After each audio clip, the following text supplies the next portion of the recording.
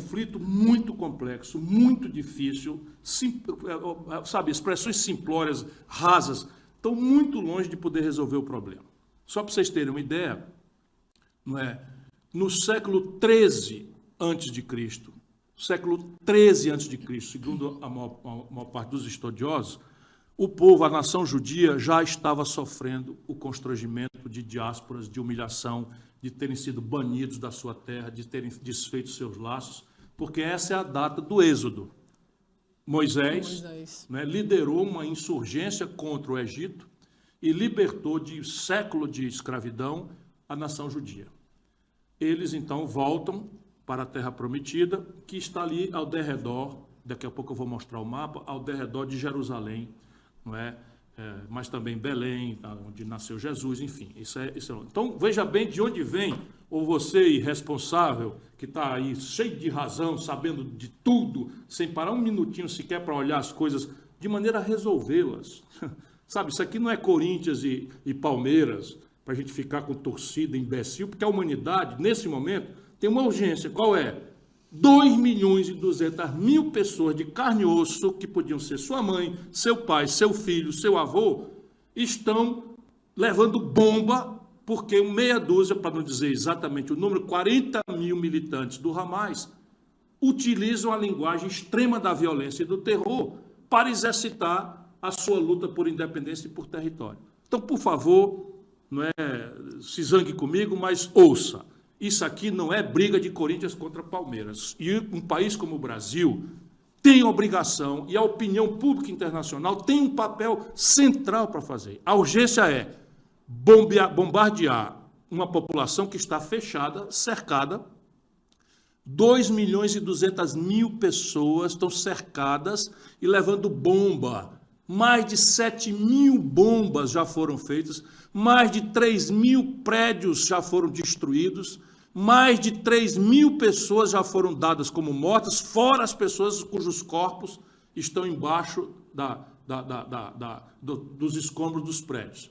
E essas 2 milhões de pessoas, 1 milhão delas estão com 24 horas, mais 24 horas, obrigadas a sair das suas casas, sabe, correndo, sem saber se vão poder voltar, se vão levar seus pertences, nada, para se espremer no lado sul. Estou falando da faixa de Gaza.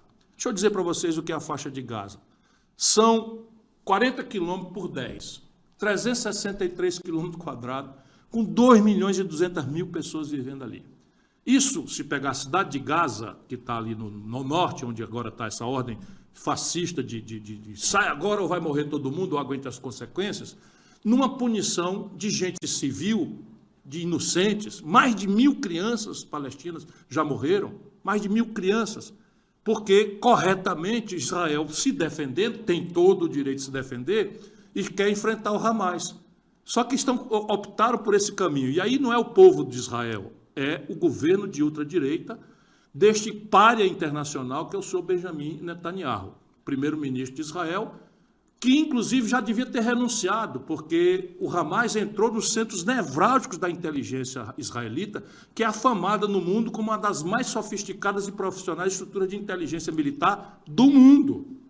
Como é que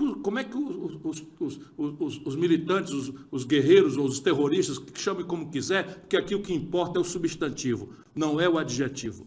Não é? O que importa é o substantivo, e o substantivo é negar a violência. Bom, eu estou com essa opinião, tenho aqui uma série de fatores, mas eu dizia para vocês que o assunto remonta ao século XIII a.C., se nós tomarmos a diáspora dos judeus, o sofrimento da nação israelita, dos hebreus, por Moisés. Mais recentemente, vejam bem, o meu nome, Ciro, foi dado pelo meu pai, historiador, em homenagem ao libertador dos judeus no século V. No século V a.C., no século V a.C., de novo, a nação hebreia, os judeus, os israelitas, estavam de novo expulsos da sua terra e escravizados pela Babilônia. Pois bem, veio um rei persa, que hoje é o Irã. Vamos prestar atenção nisso. Isso tem a ver, porque a saída dessa confusão só vai ser pelo caminho da história e pelo caminho do direito internacional. e eu estou fazendo um pouco de história de tradição para logo mais falar no direito internacional. Pois bem, Ciro, o Grande, é o único gentio, ou seja, não judeu, que é citado como uma espécie de Messias pela Bíblia. Ele era um iraniano, um rei do Irã, o rei da Pérsia, e libertou os judeus da escravidão dos babilônios. Então, século 3 a.C., os judeus já estavam sofrendo. Século V a.C., os judeus já estavam sofrendo, não é? Diásporas e separação. Mas essa confusão atual tem a ver com a última forma de sofrimento e de diáspora dos judeus e dos palestinos, em função do desenho que as Nações Unidas, a ONU, deu para essa questão numa Assembleia Geral, a segunda Assembleia Geral, presidida por um grande brasileiro, Oswaldo Aranha, que fundou o Estado de Israel e, no mesmo ato, na mesma resolução das Nações Unidas, fundou o Estado da Palestina, independente, e definiu os seus respectivos territórios. Essa é a base da confusão que nós estamos vivendo hoje. Ou nós entendemos isso, sob o ponto de vista da história, das tradições, inclusive religiosas, e do direito, ou ficará essa torcida imbecil que hoje, por exemplo, um grupo de fanatizados foi fazer protesto em Londres, na porta da BBC, reclamando que a BBC de Londres está fazendo uma cobertura razoavelmente equilibrada do conflito, sendo uma estatal britânica. Vocês verem o nível de fanatismo, o nível de violência, e aqui no Brasil a mesma coisa. Bolsonaristas e artistas pouco cuidadosos com as coisas, sempre vão na onda de qualquer coisa, se juntando para fazer protesto de A e de B, sem ter parado um dia sequer para entender o que é que de fato está acontecendo, não com sentido de tomar lado. Nós não temos uma obrigação de tomar lado, nós temos uma obrigação de pugnar pela paz, contra a violência, contra o terror como linguagem, seja de um grupo informal, seja de Estado. Porque, francamente, bombardear populações civis, constrangê-las a um cerco medieval, tirando a energia elétrica, água, comida, remédio, e mandando evacuar em minutos hospitais e bombardear indiscriminadamente populações civis inocentes, isso não é senão crime de guerra. A versão desse conflito hoje se dá porque em 1947, quando acabou a Segunda Guerra Mundial, de novo, muita gente sofreu. Morreram 40 milhões de pessoas. Os soviéticos foram os que mais perderam gente, mas em seguida foram os judeus. 6 milhões de judeus foram assassinados barbaramente, de forma cruel, desumana, selvagem. E eu digo isso porque talvez a última nação do mundo que possa aceitar conviver com segregação racial, com preconceito, com justiçamento sem julgamento, é a valorosa comunidade judaica. Nós temos que ter clareza disso, por isso eu vou recuperar. Então, quando aconteceu a Segunda Guerra Mundial, de novo, os judeus estavam em diáspora no mundo inteiro. Diáspora sabe como é? Saíram de suas terras, foram banidos de suas terras e estavam vivendo separados uns dos outros, mantendo a força da sua identidade cultural e religiosa ao redor da Torá e de uma fé milenar que é a mais antiga das três religiões monoteístas do mesmo tronco, do tronco de Abraão. Pois bem, quando acabou a Segunda Guerra Mundial, os judeus sofreram a perseguição dos nazistas. Né? Gueto de Varsóvia, meu irmão, para um pouquinho, qual é a diferença substantiva entre o gueto de Varsóvia, quando a Alemanha nazista ocupou a Polônia, confinou todos os judeus num gueto murado, isolado, do qual não se podia sair sob pena de morrer sufocado ou de bala, etc, etc. Qual é a diferença substantiva entre o gueto de Varsóvia, que é uma indignidade que se cometeu contra os judeus, e o que o seu Benjamin Netanyahu está fazendo em nome de responder à aberração, à violência que não tem defesa do Hamas, está fazendo na faixa de Gaza? A opinião pública internacional tem que se livrar dessa interdição, desse preconceito, e aqui está a chave da inteligência. A tradição e a história e a questão do direito. O direito é que define o regramento que nos transforma de bichos em seres de convivência em sociedade, em comunidade. Pois bem, em 1947, então, quando acabou a guerra, os judeus tinham uma sociedade, eles criaram uma organização sionista mundial, E essa Organização Sionista Mundial decidiu por um consenso de uma volta ao território, de refundar o Estado de Israel. Portanto, fique todo mundo lembrando que Israel nasce, não é, dessa chamada geral que lideranças sionistas da Organização Sionista Mundial fizeram ali na sequência da Segunda Guerra Mundial e na sequência do sofrimento atroz, crudelíssimo que os nazistas impuseram aos judeus. Pois bem, voltar para a Terra Prometida era a ordem. E aí o que eles fizeram? Foram para lá, a liderança era, muitas lideranças, mas eu vou nomear aqui o pai fundador, chamado Ben-Gurion. Pois bem, o Ben-Gurion liderava uma facção dentro dessa Organização Sionista Mundial, que era o sionismo trabalhista, ou seja, havia ali uma inclinação progressista, uma inclinação trabalhista, não é? Que é uma inclinação muito forte, muito fecunda na política de Israel. O Ben-Gurion funda essa organização e ele organiza essa coisa. E qual era a lógica? Todos os migrantes israelitas, ele, Ben-Gurion, nasceu na Polônia. Provavelmente já tinha fugido para os Estados Unidos, morou nos Estados Unidos, mas conheceu muito de perto muita gente que sofreu o constrangimento do gueto de Varsóvia e dos campos de concentração, que devem ser talvez o momento mais bárbaro do ser humano. Por isso que a gente tem que lembrar isso com dor, para que o povo de Israel se livre desses fascistas que os governam há alguns anos. Pois bem, não pode repetir essas práticas de genocídio, de gueto, contra quem quer que seja, muito menos com seus irmãos de território. Então vamos lá. Quando o Ben-Gurion começa a organizar, eles pegam dinheiro dos milionários, Rothschild, etc., e começam a comprar terra ao redor de Jerusalém, por perto ali, em vários lugares, enfim, ao redor da Terra Prometida, que é na tradição, Moisés, século III a.C., Ciro, né, no século V a.C., estou só acelerando aqui para a gente colocar a história. Pois bem, nesta data, aquele lugar era uma colônia britânica. Olha como é grave e importante a gente ver o papel da opinião pública internacional para desarmar essa bomba. A Palestina era, vamos dizer, a nação que vivia ali. Era a Palestina.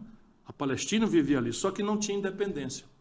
Era uma colônia britânica, como a Índia era uma colônia britânica, ainda no fim da Segunda Guerra Mundial, como Hong Kong, na China, era um enclave britânico, enfim. E na descolonização, que é um efeito importante, modernizante da Segunda Guerra Mundial, não é? Os judeus, então, começam a atender o apelo por refundar Israel. E vão ali e começam a se sediar. Até que, pelas tantas, começa a acontecer escaramuças entre os palestinos, que viviam ali, e árabes, os palestinos são árabes, os britânicos, que era a nação colonial imperativa, e o Ben-Gurion se viu forçado a, fazendo política, usando a diplomacia, usando a economia, comprando terras, e traziam e organizaram kibbutz, que eram fazendas coletivas, trazendo jovens e tal, do mundo inteiro, para trabalhar juntos e tal, na direção de refundar o Estado de Israel. Mas começou a ter antagonismo. Pois bem, o Ben-Gurion, a ele não restou outra alternativa, eu quero crer, isso eu estou olhando historicamente, e é bom que a gente domine isso, criou um braço armado do movimento sionista trabalhista. E ele deu a ele o nome de Haganah. Então, veja bem, lá naquele lugar, os britânicos controlavam com mão de ferro. Aliás, eu pulei um episódio que é muito importante para nós cristãos. Eu fui lá no Moisés, no século III a.C., para ver o sofrimento dos judeus e dos palestinos. Eu vim no Ciro, no século V, mas eu me esqueci e pulei, não podia fazer isso, dos romanos. Então, quando Jesus Cristo andou entre nós, no início dos tempos presentes, dos tempos comuns, que nós chamamos, depois de Cristo, quando Jesus andava entre nós, Jesus era um membro, né, dessa submissão colonial, imperial, daquele mesmo lugar, daquele mesmo povo, os palestinos e os hebreus, que viviam juntos, pelo império cruel da Roma. De Roma. Então, veja, Jesus foi constrangido nos momentos finais por provocações do serviço de inteligência dos romanos, em que, para provocar, dizer, o senhor é o Messias, é o homem que vai tomar o reino aqui de Roma e tal, e Jesus, iluminado, disse, o meu reino não é desse mundo. O meu reino é do outro mundo. Escapou na lateral. Mas o senhor, então, acha que essa moeda aqui, com o rosto de César, não devia valer aqui, porque vocês estão defendendo a liberdade dos judeus, etc, etc. Então, o que é que o senhor disse? Isso aqui não vale nada? Não, a César o que é de César e a Deus o que é de Deus. Mas ele disse mais, Jesus, é importante a gente repetir essas tradições ou essa fé, porque tem muito cristão falando besteira, sancionando violência, como se isso aqui fosse uma partida de futebol de várzea, né? Se dizendo cristão e esquece a história de Jesus, o nosso Criador, o nosso fundador, o Filho de Deus. Pois bem, Jesus disse que era para dar outra face. Por quê? Porque ele queria desarmar o que havia na data ali. Os judeus, oprimidos pelo império cruel e terrorista de Roma. Tem coisa mais terrorista do que você matar uma pessoa numa cruz? O símbolo do cristianismo, a religião mais poderosa do Ocidente, é uma cruz. Pois bem, a cruz era um instrumento de tortura bárbara, cruel e terrorista que os romanos usavam para punir as pessoas que se insurgiam contra o Império Romano. Como, aliás, para trás tem 1000 outras histórias de sofrimento naquela região, de novo sofrimento, de massa dos judeus, dos palestinos, que são irmãos, pura e simplesmente são irmãos, inclusive na tradição, porque os árabes são filhos de Cã, camitas, e os judeus são filhos de Sem, semitas, e ambos são irmãos, Cã e Sem, filhos de Noé, filhos de Noé, que é, enfim, o fundamento dessa coisa. Só para vocês terem uma ideia de onde é que nós estamos mexendo e por onde nós podemos ajudar a desarmar essa tragédia urgente, que é acabar com esse cerco medieval, mas remotamente a humanidade tem ali o paviozinho muito perto de uma conflagração global, inclusive de base nuclear. E é isso que nós devemos, os sérios, os responsáveis, estar com a cabeça posta aí, não nesse jogo de futebol ridículo que algumas pessoas estão fazendo ao redor desse assunto. Pois bem, quando acabou, então, a Segunda Guerra Mundial, o Haganah era um grupo paramilitar. Então, o Ben-Gurion lutava pelo Estado judeu nos aforamentos diplomáticos, no mundo do direito, reclamava a história, as tradições corretamente, mas tinha um braço armado para enfrentar o terror do Império Britânico, que era o Império Cruel, e dos árabes que começaram a resistir. Árabes de todos os tipos, pan-árabes, mas os palestinos também. Não é? Pois bem, em 47, porque o Ben-Gurion teve eficácia, é um herói, conseguiu a vitória no campo político, diplomático e no campo militar, né? Não faltava quem chamasse a Haganah e o Ben-Gurion de terrorista. Atenção, judeus, não faltava quem chamasse Ben-Gurion, seu pai fundador, e a Haganah, que é base da formação das instituições de defesa de Israel, é aí que nasce a Força de Defesa de Israel, é na Haganah, de organização terrorista. Como os zelotes, lá atrás, se dizia que Jesus era zelote.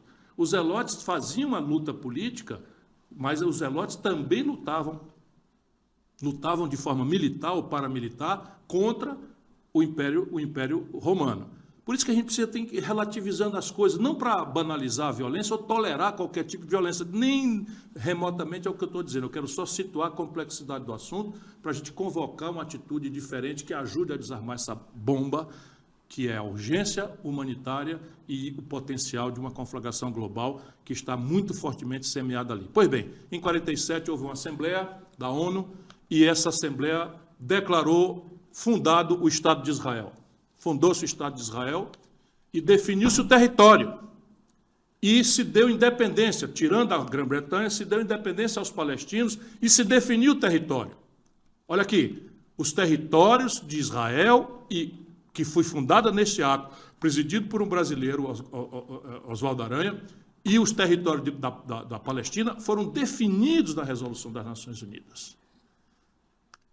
Vamos ter clareza disso. Historicamente, isto é que dá legalidade à existência do Estado de Israel e que dá direito aos palestinos de reclamar o seu território. O que acontece? Como sempre, as Nações Unidas, muito vulneráveis à influência norte-americana e soviética na data, começaram a fechar os olhos para contradições que começaram a surgir a partir de grupos que não aceitaram aquela solução de duas nações com dois territórios definidos. E aí começa a confusão. Em 1948 e 49 já começa a confusão entre Israel, nascente, agora com status de Estado nacional, com 1 milhão de habitantes, não tinha nem sequer 1 milhão de habitantes, e os palestinos que tinham na data algo ao redor de 4, 5 milhões de habitantes. Pois bem, começa a brigar. E eu vou acelerar aqui a análise, e cada briga dessa, Israel tomava um pedaço do território. Ganhou todas, não perdeu nenhuma, ganhou todas, não é? Muito financiado pelos Estados Unidos, muito financiado e tal, povo muito inteligente, fez uma aposta séria logo desde o começo em tecnologia, etc, etc. Ganharam todos os enfrentamentos. Ganharam contra a Jordânia, ganharam contra o Egito, ganharam contra a Síria, e cada etapa dessa, Israel comia um pedaço do território da Palestina. Esse é o fato. Esse é o fato. Aí se organizou, entre os palestinos, uma organização para a libertação da Palestina, chamada OLP. O mais conhecido militante disso era um cidadão chamado Yasser Arafat, que circulou o mundo. Não antes. Antes era uma organização armada para resistir a Israel. Era uma organização política, que tinha um braço político, diplomático, procurava relações internacionais, por exemplo, estabeleceu relações aqui com o PT, no Brasil, umbilicais, mais do que umbilicais, promíscuas, num certo momento. Oxe. Eu conheço as histórias todas. Pois bem, mas tinha um braço armado. Não vou nem perguntar se era financiamento de alguma coisa de campanha, porque já conheço só o olhar. Mas não fale nada, você não falou nada, nem Tá eu. Não, ok, pula. O PT... Tá bom, pula, o PT vamos voltar para o assunto sério.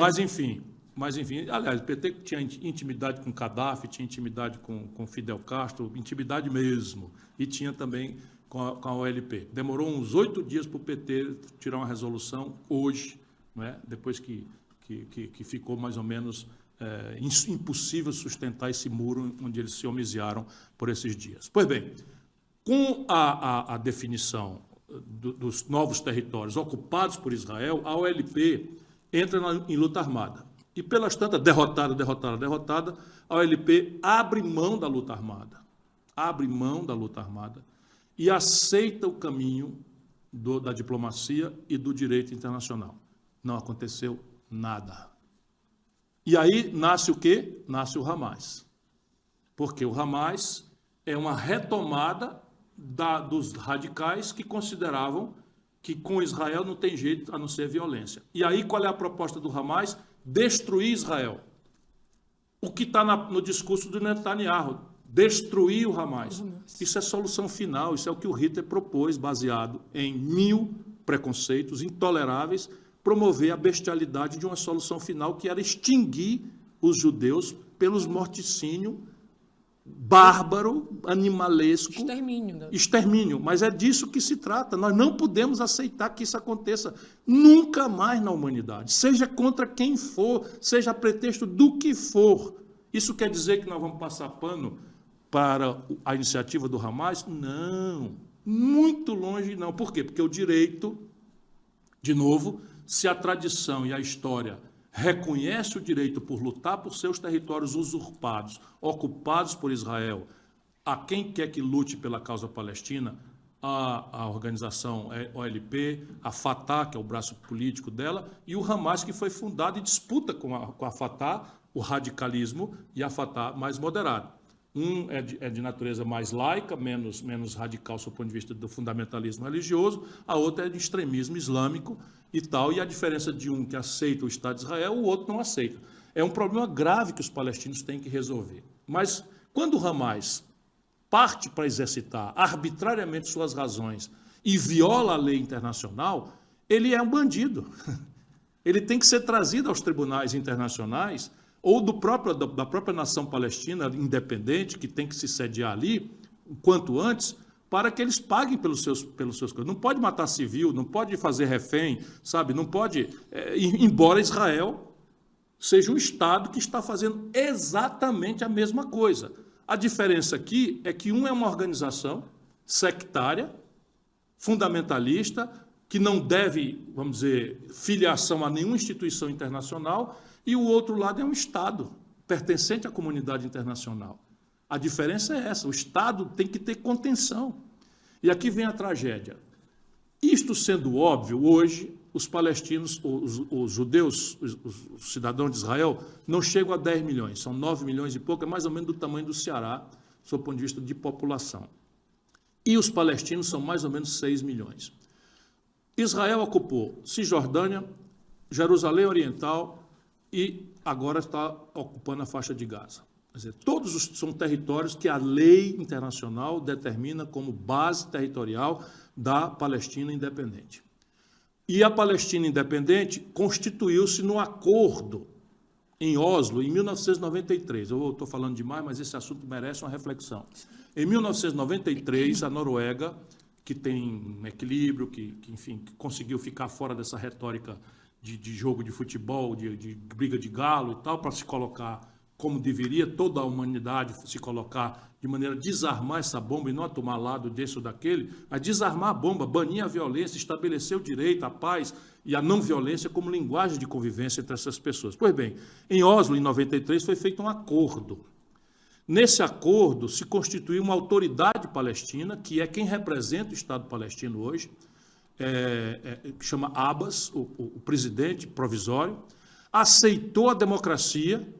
Uma das coisas que diferencia, por exemplo, a autoridade palestina é que o Hamas não aceita a democracia, quer estabelecer de novo um sultanato, uma dessas coisas radicais e tal, mas a base moral, e mais do que a base moral, o apelo que o Hamas tem sobre a comunidade é que está defendendo o direito dos palestinos de terem sua terra para nela viver, para nela trabalhar, conforme a melhor tradição e conforme a melhor história e conforme o melhor direito. Pois bem, essa autoridade palestina está representando a Palestina hoje. Esse acordo foi apoiado pelos Estados Unidos, esse acordo foi apoiado pela União Europeia, esse acordo foi apoiado pela Liga Árabe, foi apoiado pela Unasul, onde está o Brasil, e ninguém fez nada para que esse acordo fosse cumprido. E os sucessivos governos de Israel, de 93 até cá, quando esse acordo histórico foi feito, não cedeu 1 milímetro de volta aos territórios da nação palestina. Essa é a base do problema. E a grande pergunta que eu faço para terminar e a gente tentar responder perguntas. Vocês acham, de boa fé, vocês acham que bombardear populações civis, estabelecer um cerco... Mostra o mapa para mim, vocês têm aí? Veja o mapa. Aqui... Não senta o dedo, só tu vai só falar, que eles estão vendo lá. Ali, do lado direito. Do lado esquerdo é o mar, embaixo aqui é o Egito, em cima, do lado direito, é a Jordânia, todo o meio é Israel e em cima está o Líbano. E logo em seguida a Síria. E logo ali, mais para frente, só para vocês saberem do que se trata, está o Iraque e logo em seguida o Irã. E na frente o mar Mediterrâneo. Certo? Pois bem, a faixa de Gaza é essa tripinha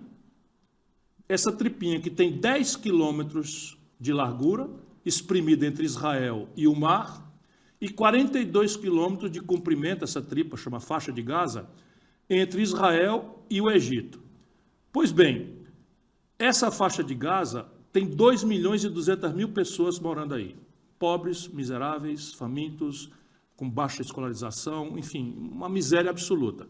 E estão sob um cerco onde não entra água, comida, combustível, cortaram a eletricidade há 8 dias. A faixinha, a tripinha que tem para escapar de Gaza para o Egito está fechada. Por quê? Porque o Egito não suporta receber 1 milhão, 1 milhão e meio, 2 milhões de refugiados. E quem podia receber esses refugiados, veja o território todo, é quem está sufocando Gaza, seria Israel, que também não aceita receber. Então, esse é o crime contemporâneo. Isso é que a opinião pública tem que se movimentar, não é para dar razão, porque todo mundo sabe quem tem razão. É só consultar o direito, é só consultar a história. O que não dá é para ficar a comunidade internacional inteira conversando merda, enquanto 2 milhões e 200 mil pessoas estão sendo barbaramente assassinadas pelo governo do senhor Benjamin Netanyahu. Isso é do que se trata. Na sequência, nós precisamos fazer valer o Acordo de Oslo, estabelecer um caminho gradual para que a Palestina tenha devolvido seus territórios. Isto é o melhor direito.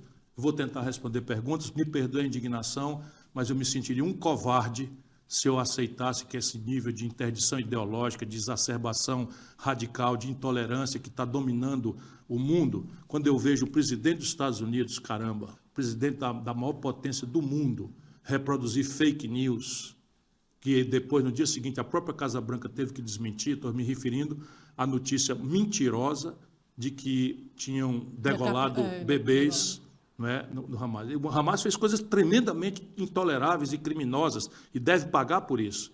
Mas será que é razoável que 40 mil militantes, que é todo o efetivo do Hamas, vão ser agora punidos através da punição generalizada, indiscriminada de 2.200.000 inocentes, dos quais 1.000 crianças já morreram? Eu não fico calado diante disso.